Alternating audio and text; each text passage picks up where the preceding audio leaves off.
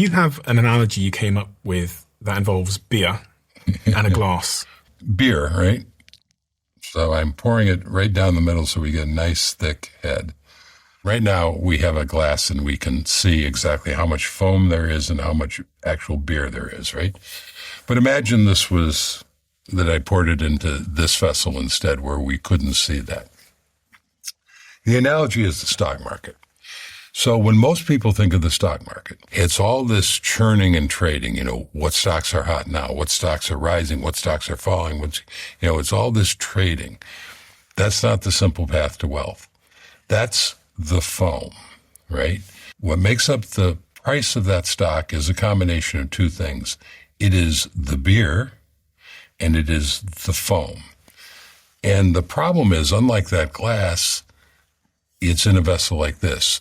So it's hard to see exactly how much beer there is as opposed to how much foam there is. And the beer is the value, the foam is the speculation. Exactly. The beer is the fundamental operating value of the company, right? The sales and the expenses and the money that's left over that you call profits, right? Yeah. So that's the beer. The foam is what the market determines that's worth at any given moment based on emotion.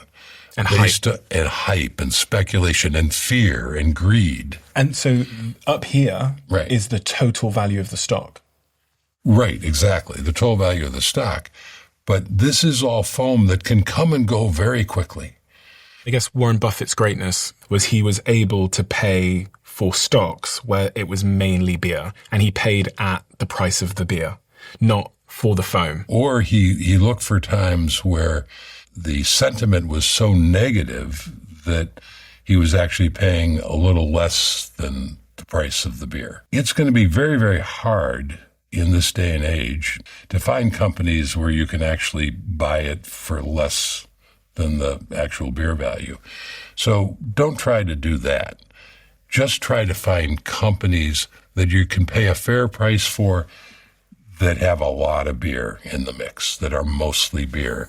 Because if you buy those companies, they are, by definition, very well-run companies, strong brands, big moats around them, which makes them hard to compete with.